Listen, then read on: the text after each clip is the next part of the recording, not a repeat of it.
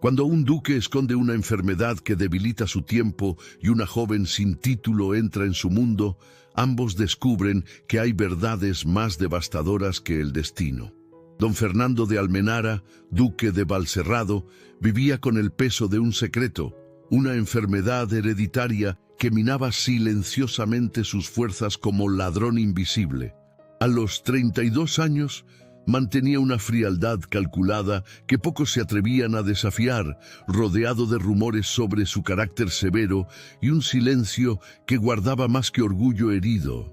Liora Ruiz tenía 22 años y un don extraño.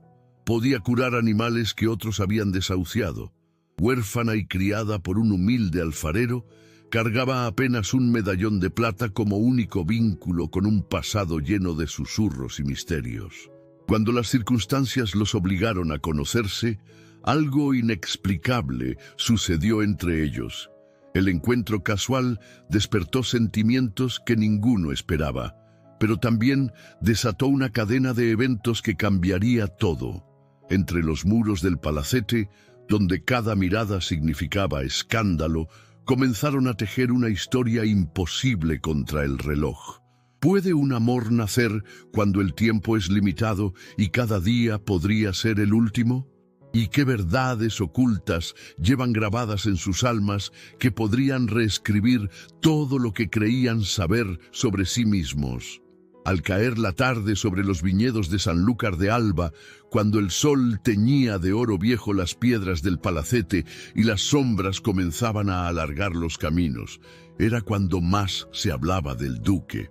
Un susurro que viajaba entre las callejuelas empedradas de la provincia de Córdoba en aquellos últimos años del siglo XVIII, donde la nobleza aún mantenía sus privilegios con manos de hierro y miradas distantes que dividían el mundo entre los que servían y los que eran servidos.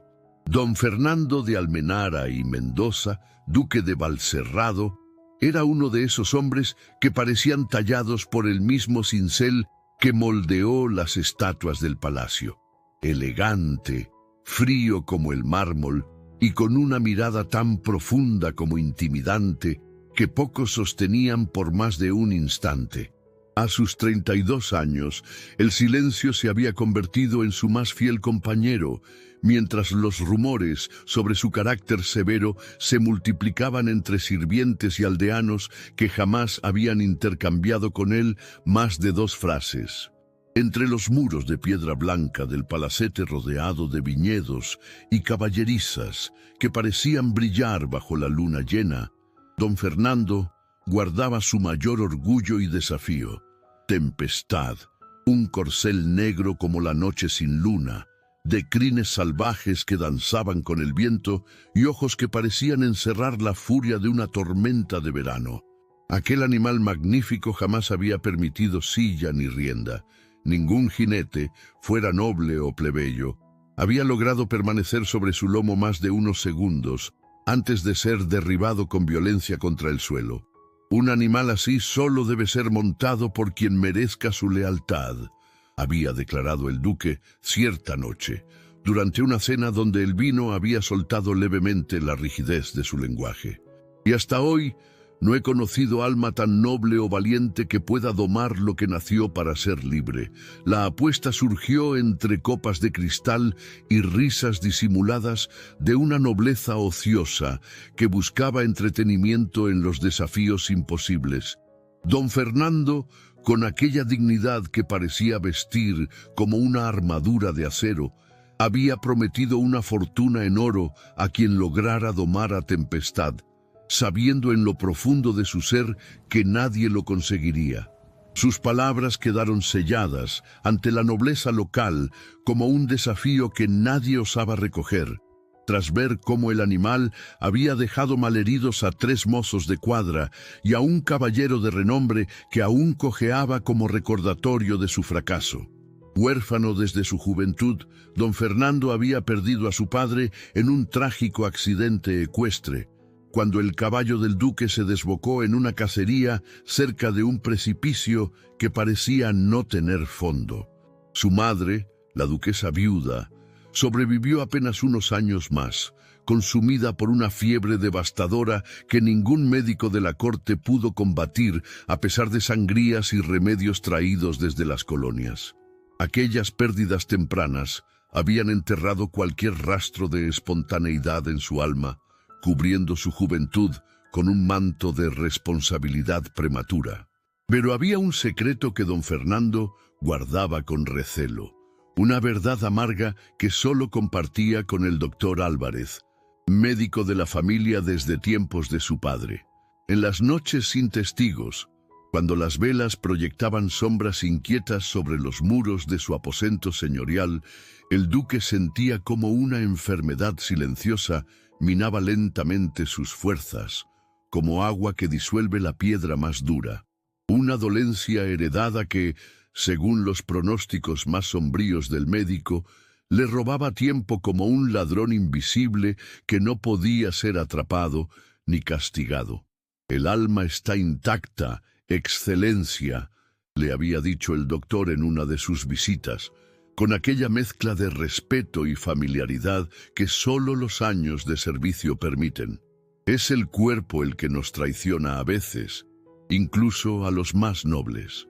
Quizás por ello don Fernando se aferraba a Tempestad como símbolo de aquella libertad y fuerza que comenzaba a sentir lejanas en su propio ser. El corcel indomable representaba todo lo que él no podía ser: salvaje, libre de ataduras, dueño absoluto de su destino en cada respiración. Y aunque jamás lo confesaría a nadie, en lo más profundo de su ser, el duque admiraba esa rebeldía que ni el oro ni la nobleza podían comprar en los mercados del mundo. Entre los olivos centenarios que rodeaban el pequeño pueblo de alfareros, donde las casas de barro se alineaban como cuentas de un rosario gastado por el tiempo y la memoria, vivía Liora Ruiz. A sus 22 años, la joven había conocido más del dolor que de la alegría, pero su rostro, de facciones delicadas y ojos color miel que parecían guardar secretos antiguos, rara vez reflejaba amargura o resentimiento contra el destino que le había tocado vivir. Huérfana de madre desde niña, Liora había crecido bajo el cuidado de Mateo Ruiz, un viejo alfarero viudo que la había acogido como hija propia cuando nadie más quiso hacerse cargo de aquella pequeña de mirada demasiado intensa. Sus manos, ásperas por el trabajo con el barro, habían secado las lágrimas infantiles de Liora y le habían enseñado que la belleza podía nacer de la tierra más humilde, igual que las rosas silvestres que crecían entre las piedras del camino. Pero incluso en la calidez de aquel hogar sencillo, la joven siempre había sentido que una parte de su historia permanecía oculta, como agua que corre invisible bajo la tierra seca, esperando el momento de emerger. Los rumores sobre su origen circulaban en voz baja por el pueblo desde que tenía memoria, propagándose como el fuego entre la paja seca. Unos decían que su padre había sido un varón caído en desgracia, otros que su madre fue una noble deshonrada. Nadie sabía la verdad. Algunos afirmaban que el escándalo de aquel amor prohibido entre mundos tan distintos había obligado al noble a abandonar la región, dejando tras de sí a una mujer embarazada y sin más protección que su dignidad inquebrantable. Las historias de los pueblos son como el vino joven, Liora, le había dicho Mateo una tarde, mientras sus dedos arrugados moldeaban un jarrón con la misma paciencia con que había moldeado el carácter de la muchacha. Embriagan rápido, pero rara vez guardan la verdad completa. Guárdate de creer todo lo que susurran. «Entonces tú sabes cuál es mi verdad», había preguntado ella aquella tarde, mirándolo directamente. Mateo suspiró, sin dejar de trabajar el barro. «Tu madre llegó a nosotros con el corazón roto y secretos que nunca quiso compartir. Yo respeté su silencio, como ella respetó el mío cuando decidí amarte». Sus ojos se suavizaron. «Pero siempre supe que había algo especial en tu sangre, niña. No por los rumores, sino por la forma en que cargas la cabeza, como si fueras de otro mundo. Tu madre tenía esa misma gracia. ¿Por eso nunca me contaste nada?» porque algunos secretos pertenecen a quien los vivió. Cuando estés lista, la verdad encontrará su camino hacia ti. De su madre biológica, aquella mujer que apenas recordaba como un perfume de lavanda y una canción susurrada, Liora conservaba apenas 3 tesoros. Un medallón de plata con el grabado de una rosa blanca, escondido en un pequeño cofre bajo su cama. El recuerdo borroso de una canción de cuna susurrada en noches de tormenta, cuando los truenos hacían temblar las paredes de adobe. Y una carta inacabada donde un nombre había sido tachado con tanta fuerza que el papel se había rasgado.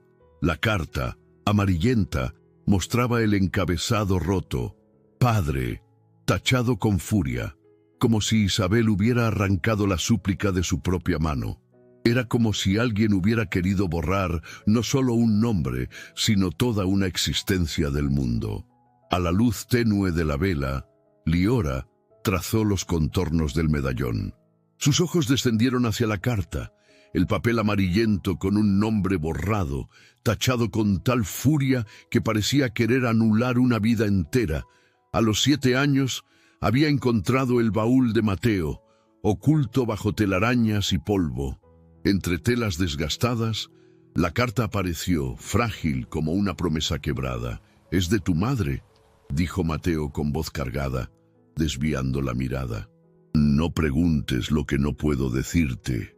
El nombre rasgado se convirtió en un vacío que creció junto con Liora, una sombra sin respuesta. ¿Quién era él? Aquel que su madre quiso olvidar. ¿Por qué ese papel guardaba tanta rabia?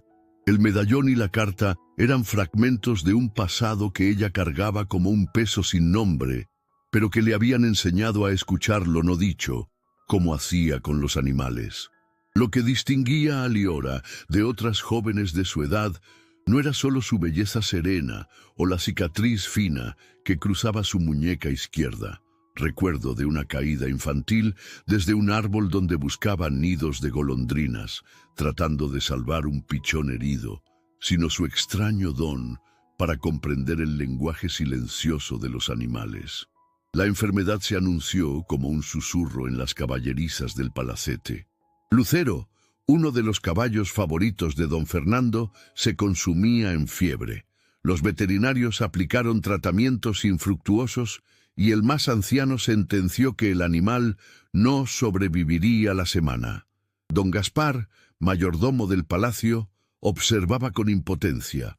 A sus 70 años, conservaba la lealtad inquebrantable hacia la familia. Una tarde se atrevió a sugerir: «Con su permiso, Excelencia, quizás haya otro camino». «Los mejores veterinarios han fracasado», respondió el duque. «¿Qué otro camino puede quedar? En el pueblo vive una joven con un don especial para los animales enfermos». Don Fernando rechazó la idea con un gesto cortante, pero aquella noche, mientras el duque se encerraba en su biblioteca, don Gaspar tomó una decisión. Con pasos silenciosos, abandonó el palacete y se dirigió al pueblo. Liora escuchó con atención el relato del anciano y accedió a ayudar. Entraron al palacete por una puerta lateral y durante horas, Liora trabajó sin descanso, aplicando remedios al caballo enfermo. Cerca del amanecer, cuando Lucero dio señales de mejoría, Liora sintió una presencia a sus espaldas. Al otro extremo de las caballerizas, Tempestad observaba la escena con intensidad.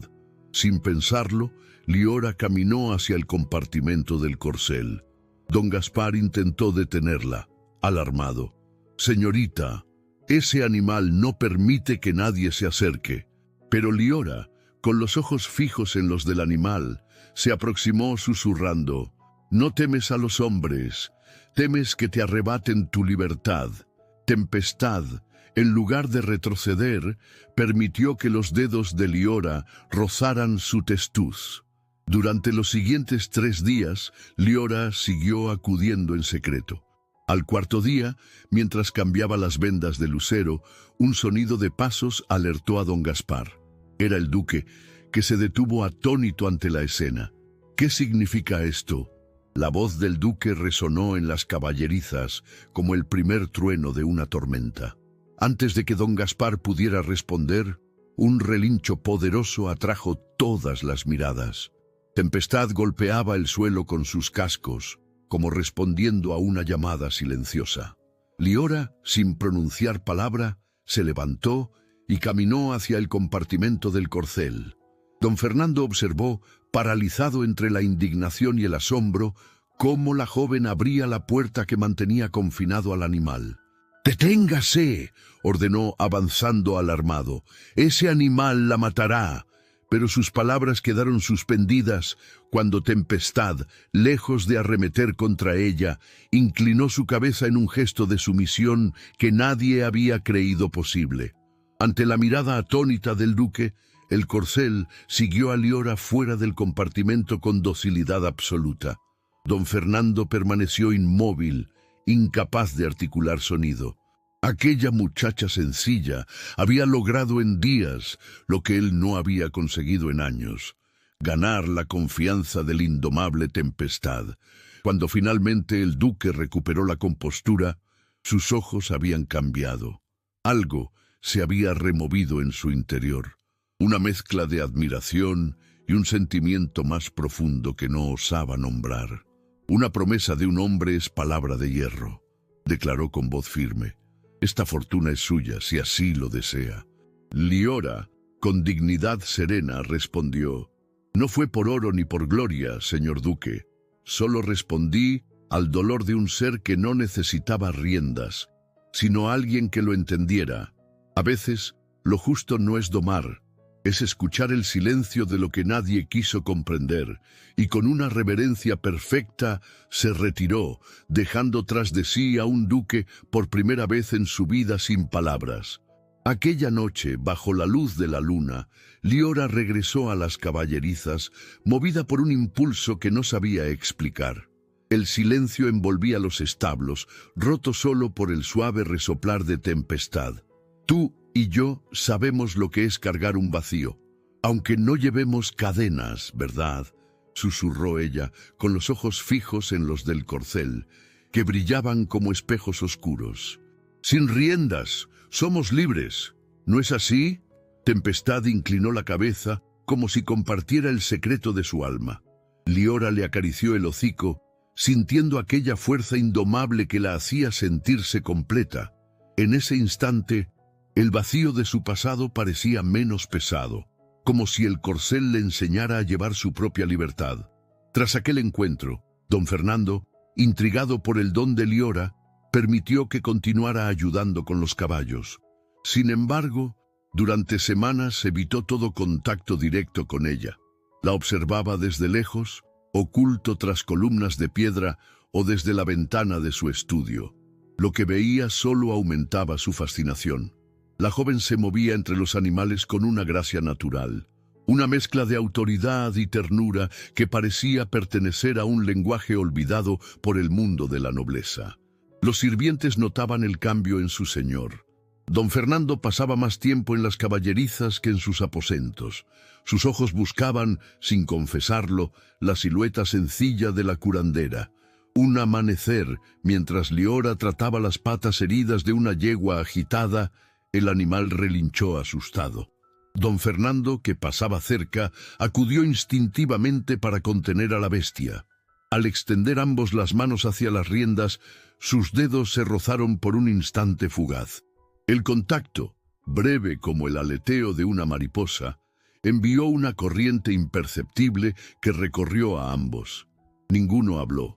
Se separaron de inmediato, conscientes de que aquel gesto involuntario cargaba un peso imposible. Esa noche, el duque contempló sus propias manos a la luz de las velas, como si buscara en ellas la huella de aquel roce. Comprendió entonces que estaban haciendo algo que no debía florecer, un sentimiento que no podía ser nombrado entre un noble enfermo y una aldeana sin título. En los días siguientes, evitó verla. No por desinterés, sino por miedo. Miedo a lo que podía decir si ella lo miraba otra vez con la misma dulzura. Miedo a lo que podía hacer si escuchaba su voz en medio del silencio. Y así, encerrado entre papeles y sombras, escribió una carta que nunca pensó entregar. La escribió como quien lanza palabras al fuego, solo para que dejen de arder por dentro. Luego la arrugó, como si quisiera negar lo que había sentido. No supo que alguien la encontraría. Don Gaspar había entrado discretamente en el escritorio del duque para buscar un frasco de tintura olvidado. En el rincón del escritorio, sobre una pila de papeles y recetas médicas, algo llamó su atención. Un trozo de papel arrugado, con marcas de haber sido tomado y descartado con prisa. Movido por un presentimiento antiguo, como solo los viejos amigos tienen, desdobló el papel con manos lentas. La caligrafía era familiar, y lo que leyó allí no era solo una carta, era un alma expuesta, desnuda, escrita con la tinta del miedo y del arrepentimiento. En la parte superior de la hoja, un nombre, Liora, debajo, palabras que el duque jamás tendría el valor de pronunciar.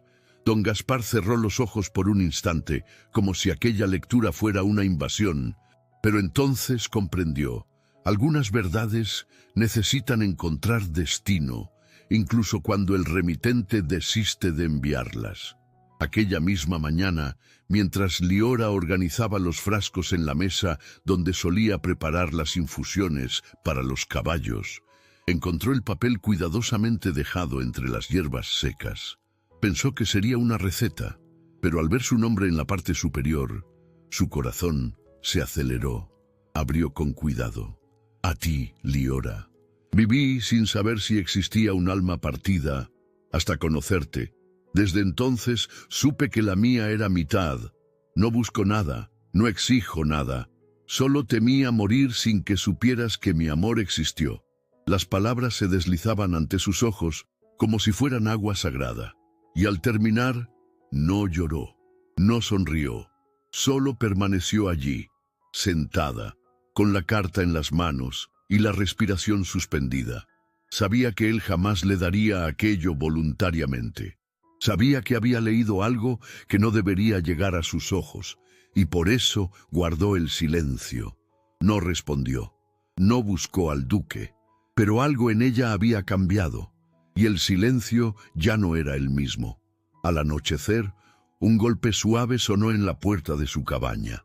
El doctor Álvarez, médico personal del duque, esperaba con el rostro sombrío, iluminado apenas por la luz temblorosa de un pequeño farol. No vengo por formalidad, ni en nombre de nadie. Solo vengo porque hay verdades que un hombre no sabe cómo decir, y alguien debe hacerlo por él. El anciano tomó asiento con lentitud, cansado no solo por los años, sino por el peso de lo que debía decir. Sé lo que están haciendo entre ustedes, aunque ninguno lo diga en voz alta, y no vine a intervenir, solo a advertirle lo que él jamás le diría por sí mismo. Padece una enfermedad hereditaria. Su corazón se debilita con cada luna, y los síntomas avanzan. Liora sintió que el suelo temblaba bajo sus pies. ¿Cuánto tiempo?, preguntó con un hilo de voz. No puedo predecir cuánto tiempo. Podrían ser meses, podrían ser años. El mal del corazón no obedece calendarios. No le digo esto para influir en sus sentimientos. Usted sabrá qué hacer con esta verdad, pero pensé que sería injusto dejarla caminar en la niebla, cuando él ya ha empezado a ver en usted la única luz que ha tenido en mucho tiempo. Aquella noche no durmió. La vela ardió hasta consumirse, lanzando sombras largas sobre la mesa y sobre el papel ya leído, que ahora dolía más, porque el silencio que había guardado ya no era posible. Una madrugada, don Fernando sufrió un colapso silencioso. El doctor Álvarez, alarmado, encontró rastros de sangre en sus pañuelos y percibió el agravamiento de la enfermedad. Los síntomas que había temido comenzaban a manifestarse con mayor frecuencia. Aquella misma tarde, don Fernando observaba desde la ventana de su estudio cómo Liora cepillaba a tempestad en el patio. Sus movimientos, suaves y precisos, parecían una danza antigua que el animal comprendía sin necesidad de palabras. El duque apoyó la frente en el cristal frío de la ventana y dejó caer la cortina. La enfermedad avanzaba como la noche sobre el día, robándole fuerzas que no recuperaría. Había ordenado al doctor que guardara silencio sobre su condición, que nadie debía saberlo, especialmente ella. Mejor que lo recordaran frío y distante que débil y derrotado. Mejor que ella nunca supiera lo que había comenzado a sentir. Mientras tanto, Liora luchaba con sus propios pensamientos. Desde que había leído aquella carta rescatada por don Gaspar, algo había cambiado en su interior. Cada vez que cruzaba miradas fugaces con el duque, sentía que ambos guardaban un secreto compartido que ninguno se atrevía a nombrar. Aquella tarde, Liora regresó con el medallón visible sobre su pecho. Mateo dejó caer el jarro que moldeaba. «Los rumores corren por el pueblo», dijo con gravedad. «Dicen que pasas demasiado tiempo en el palacio. No hay nada que ocultar», respondió ella. «¿Nada?». La voz de Mateo se elevó.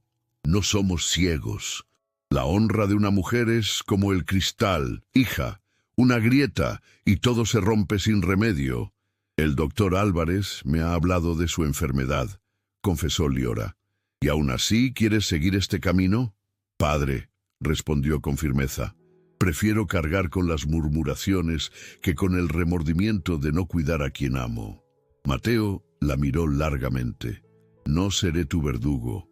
Si tu paso es firme, yo solo podré mirarte desde la puerta y rezar para que no sangres». Sin poder contener las lágrimas, Liora salió hacia la noche que comenzaba a caer, las primeras gotas de lluvia mezclándose con su llanto. La tormenta comenzó a rugir con furia sobre el valle, como si el cielo mismo quisiera lavar las dudas de la tierra. Liora, empapada y con el alma agitada, continuaba su camino bajo la lluvia torrencial. Cada relámpago iluminaba el medallón que sostenía entre sus dedos, su único vínculo con el pasado que nunca conocería completamente. Su mente volvía una y otra vez a las palabras de la carta que había encontrado entre las hierbas, aquella confesión que don Fernando jamás pensó que ella leería. Sintió que algo dentro de ella se rompía y se reconstruía al mismo tiempo, como una vasija quebrada cuyas grietas se rellenan con oro, haciéndola más valiosa precisamente por haber sido rota. El agua empapó su vestido, pegándolo a su cuerpo como una segunda piel, pero no le importó. Cada paso la alejaba de lo sensato y la acercaba a lo inevitable. Desde la ventana de su aposento, don Fernando observó una silueta solitaria caminando bajo la lluvia torrencial. Reconoció de inmediato a Liora, empapada, avanzando entre los viñedos sin buscar refugio. Algo se quebró dentro de él, sin pensar en su debilidad, sin llamar a los sirvientes, bajó las escaleras y salió al jardín. La lluvia golpeó su rostro con furia, pero continuó caminando, guiado por una certeza más fuerte que la razón. Cuando la alcanzó, no la tocó. Se detuvo a 2 pasos de distancia, con la respiración agitada y el corazón latiendo con una fuerza que hacía tiempo no sentía. «Viví sin saber si había un Dios», dijo con voz quebrada, y aún así seguía adelante, como si no necesitar creer fuera suficiente. «Pero ahora sé que existen las almas partidas. La mía no estaba completa, hasta verte. No pido consuelo, ni promesas, ni futuro. Solo no quería morir sin que supieras que, por un instante, amé de verdad. Y ese instante me bastó para entender lo que fue vivir». La lluvia caía sin tregua sobre el rostro pálido de don Fernando. Su voz temblaba, no solo por la emoción, sino también por la fragilidad que comenzaba a consumirlo. Cada palabra parecía escapar de él con esfuerzo, como si hablara desde lo más profundo de su alma cansada. Sus hombros, vencidos por el peso del agua y del tiempo, delataban lo que su orgullo no quería admitir. La enfermedad le robaba las fuerzas poco a poco, y aún así allí estaba, de pie bajo el cielo abierto, desafiando el fin inminente con cada aliento. Liora, con el corazón oprimido, No veía al duque altivo y distante de siempre. Ante ella se revelaba un hombre que temía el silencio de lo no dicho, un alma que había guardado tanto, que ahora solo deseaba ser escuchada, aunque fuera por última vez. Y yo lamento que hayamos encontrado algo tan completo cuando el tiempo ya nos era negado. Permanecieron inmóviles bajo el cielo furioso, mirándose como si quisieran memorizar cada detalle. Finalmente, don Fernando se alejó sin mirar atrás, sabiendo que había dicho todo lo que podía decir. Su silueta oscura se perdió entre la cortina de lluvia, dejando a Liora con el corazón dividido entre seguirlo o respetar aquella despedida silenciosa que él parecía necesitar. Empapada y con el alma agitada, decidió buscar refugio. Sus pasos la llevaron instintivamente hacia la pequeña cabaña donde vivía don Gaspar, el único que conocía los secretos de ambos corazones. Al llegar, lo encontró con respiración dificultosa, afectado por la humedad de la tormenta. Se quedó a su lado, calentando sus pies con paños tibios, velando su sueño hasta el amanecer. En aquel silencio, mientras cuidaba del anciano que había tendido un puente entre dos mundos tan distintos, comprendió que hay verdades que no pueden ser enterradas. La mañana siguiente amaneció limpia, como si la tormenta hubiera purificado el mundo. En la cabaña, sentada junto al lecho donde don Gaspar finalmente descansaba tranquilo, Liora recordaba las palabras de aquella carta arrugada que había encontrado entre las hierbas, cada frase grabada en su memoria como si la hubiera leído 1000 veces. A la tenue luz del amanecer, sacó de su bolsillo el medallón cuya rosa reflejaba un pasado sin respuestas. Amar, pensó ella, era abrazar el dolor de la pérdida, pero también la vida de sentir. El vacío de su historia, el nombre tachado en la carta de su madre, le había enseñado que el tiempo es frágil, pero el corazón no. Si el tiempo es corto, que al menos sea completo, murmuró con los ojos firmes. No era compasión, sino una elección, vivir cada día con él, sin temer al final. La decisión palpitaba en su pecho, tan fuerte como el galope de tempestad. Con un suspiro, guardó la carta y el medallón, lista para enfrentar lo que viniera, no como curandera, sino como una mujer que amaba. Con la decisión tomada, Liora se levantó, el corazón liviano a pesar del peso del porvenir. Al alba, Liora regresó a la casa de Mateo. El anciano no había dormido. «Voy a quedarme en el palacio», anunció ella. «El duque me necesita». El anciano asintió y extrajo un pequeño paquete. «Era de tu madre», dijo, entregándole un sencillo prendedor de plata. «Te he criado porque un día decidí llamarte hija, no por la sangre, sino por el corazón. Este siempre será mi hogar», susurró Liora. «Ve», dijo Mateo con voz ronca, «y que Dios te guarde». Tras despedirse de Mateo, Liora se dirigió al palacete con paso decidido. El sol de la mañana bañaba los jardines con una luz nueva, como si el mundo entero hubiera cambiado después de la tormenta. Don Gaspar la recibió en la entrada con una inclinación respetuosa, sin sorpresa en su mirada cansada. «Su excelencia está en la biblioteca», dijo simplemente. Los pasillos de piedra parecían interminables. Al llegar a la puerta de roble tallado, Liora respiró profundamente antes de golpear con suavidad. «Adelante». La voz del duque sonaba débil, pero conservaba aquella dignidad que ni la enfermedad había logrado arrebatarle. Don Fernando estaba de pie junto a la ventana, con un libro abierto entre las manos. Al verla, su rostro reflejó una mezcla de asombro y temor. «No esperaba volver a verte», dijo, cerrando el libro lentamente. «No después de anoche». Liora avanzó hasta quedar frente a él, más cerca de lo que nunca se había permitido estar. «Anoche no pude decir lo que debía», comenzó con voz firme. La lluvia ahogó las palabras que más importaban. El duque la observó con intensidad, como si temiera creer lo que estaba escuchando. «El doctor Álvarez me habló de su enfermedad», continuó ella. «Sé que el tiempo puede ser breve o largo, Nadie lo sabe, pero eso no cambia lo que siento. Liora, no necesito compasión, interrumpió él con voz tensa. No es compasión, don Fernando, respondió ella, usando por primera vez su nombre de pila. Es amor. Lo que siento por vos es amor, y lo seguiría sintiendo aunque tuvierais 100 años por delante o solo uno. No vine a cuidar de un enfermo, vine porque os amo. Las palabras quedaron suspendidas entre ambos, tan reales y tangibles como el medallón que ella llevaba al cuello. El duque cerró los ojos un instante, como si necesitara protegerse de una luz demasiado intensa. Cuando volvió a mirarla, algo había cambiado en él. Una decisión brillaba en sus ojos. Si es así, dijo con voz queda pero firme, no permitiré que tu honra quede a merced de habladurías. Lo que sea que nazca entre nosotros, será a la luz del día. Tomó las manos de Liora entre las suyas. Si me amas como dices, si estás dispuesta a compartir el tiempo que me quede, sea largo o breve, sé mi esposa, Liora. Ella no pudo contener la sorpresa. ¿Vuestra esposa?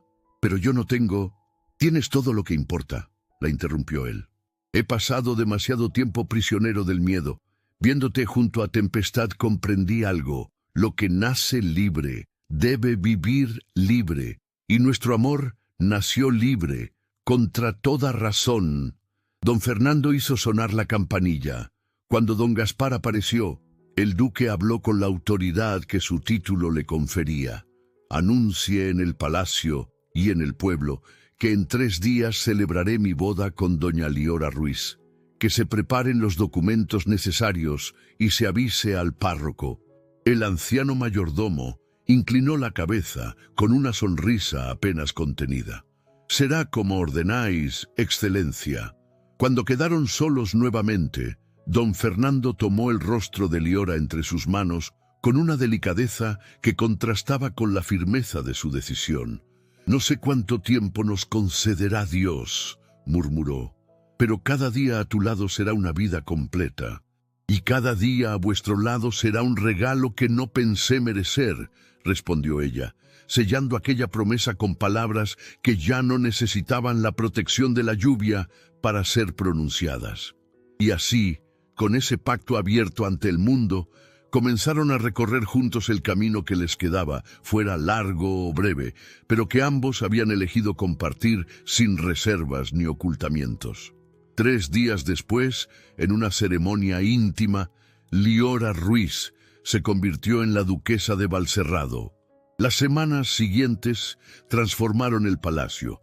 Las cortinas permanecían abiertas, la música regresó a las galerías, y don Fernando, aunque debilitado, encontraba fuerzas renovadas en cada amanecer compartido. Liora se adaptó a su título con natural dignidad, dividiendo sus días entre cuidar del duque y supervisar discretamente los asuntos del ducado. Nadie cuestionaba ya su presencia, como si siempre hubiera pertenecido a aquellos muros de piedra. Fue durante aquella primera primavera de su matrimonio cuando una visita inesperada removería el pasado que creía olvidado. Una tarde de primavera, el barón de Almodóvar visitó el palacete para discutir asuntos de acequias y lindes entre sus propiedades. Al encontrarse con Liora en la biblioteca, algo en su perfil detuvo su saludo a mitad de camino. Sus ojos se fijaron en el medallón que ella llevaba al cuello, siguiéndolo como si fuera un fantasma visible solo para él. 2 semanas después, tras investigar un presentimiento que lo había perseguido, el varón regresó. En el jardín, bajo la luz clara de la mañana, señaló respetuosamente el medallón que brillaba sobre el vestido de Liora. «Ese medallón», dijo con voz quebrada, «perteneció a mi hermana menor, Isabel de Almodóvar». El mundo de Liora se detuvo. Los latidos de su corazón parecieron suspenderse mientras el vacío que había cargado toda su vida comenzaba a tomar forma. «¿Mi madre era...?» Las palabras apenas podían escapar de sus labios. «Sí, niña, Las lágrimas que Liora había contenido durante años brotaron silenciosas. Toda su vida había sentido un hueco sin nombre, una ausencia que ningún amor podía completar. Y ahora aquel vacío tenía contornos, tenía historia. El nombre tachado en la carta, susurró, comprendiendo al fin. Era el de mi abuelo. Ella no quería olvidar a quien la abandonó, sino al padre que la rechazó cuando más lo necesitaba. Mientras el varón le revelaba la verdad sobre su origen, su madre noble desheredada, su padre perdido en las Indias, Liora sentía cómo cada palabra completaba un rincón de su alma. No era el linaje lo que sanaba su corazón, sino la certeza de pertenecer a una historia, de tener raíces. «No vengo a reclamarte», concluyó el varón, apretando sus manos con calidez. «Vengo a dar las gracias a quien te llamó hija cuando mi casa te negó. La nobleza no siempre viene con títulos. A veces habita en gestos que otros no se atreven a hacer, como los de tu madre, como los tuyos ahora». Aquella noche, al contemplar el medallón bajo la luz de las velas, Liora sintió que el círculo se cerraba. Dos amores imposibles, separados por una generación, habían encontrado formas distintas de existir a pesar de todo. Con la verdad sobre su origen revelada, Liora sintió que una paz desconocida la invadía. Aquellos fragmentos de su pasado que siempre había cargado, el medallón, la carta rasgada, los susurros del pueblo, por fin formaban un todo coherente. Durante las semanas siguientes, la enfermedad del duque pareció dar tregua, como si el descubrimiento de Liora hubiera traído una renovada esperanza a la casa. Cada amanecer, Tempestad los saludaba con un relincho desde los campos abiertos, ya sin barreras que lo contuvieran, símbolo vivo de aquella libertad que ambos habían encontrado. Él, al no temer las riendas, ellos, al no temer al tiempo. Los días fluían como un regalo, cada momento atesorado con la sabiduría de quien ha comprendido que el valor de la vida no reside en su duración, sino en su plenitud. Querido oyente, gracias por escuchar esta historia en nuestro canal. Escribe en los comentarios la palabra romance, así sabremos que llegaste hasta el final. Y si aún no lo has hecho, suscríbete y activa la campanita en la opción Todas, para que YouTube te avise de cada nueva historia. En este canal ya tenemos muchas otras historias lindas que te harán suspirar y soñar. Y en la pantalla final encontrarás algunas de ellas. Muchas gracias y un fuerte abrazo lleno de cariño.